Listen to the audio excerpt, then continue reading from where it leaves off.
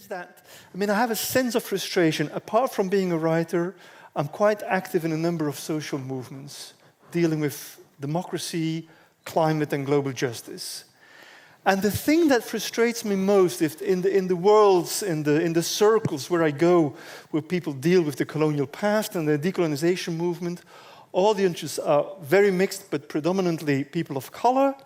And when I move to my friends in the climate movement, it's a very white movement.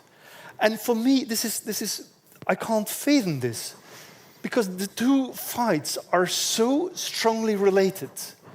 And it seems as if the ones are looking to the past, the colonial past, and the others are looking to the climatic future, as if these two things are different developments and different entities, but they are deeply, deeply intertwined. The colonialism of the future is not just a metaphor for let's look at climate change through the lens of colonial history. It's basically there is a structural continuity between the historical colonialism that we've been studying and the colonization of the future that is happening and unfolding right in front of us. Yeah. We'll discuss later that colonization of the future, of course. But that is interesting, Amitav. Do you recognize that as social movements now in recognizing the climate problem and the necessity of decolonization, do you recognize that these are separate social groups? Oh, absolutely. Look, I would say 90% of the discourse on climate change is produced in the global north.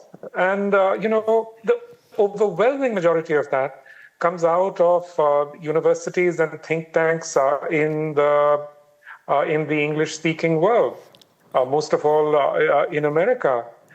And I think this fact has left an enormous gap, because the people who are experiencing the worst effects of climate change are, of course, non-elite people. Exactly. By definition, really, scientists teaching in major universities. They may not be paid very much, but they're still very much a part of a global elite, and they're very much plugged into a global technocratic elite.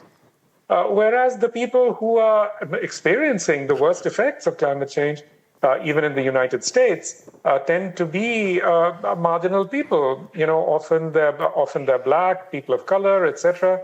We saw a very good example of this in Hawaii quite recently, where an island which had existed, a town which had been the center of Hawaiian civilization for a long time, just went up in flames.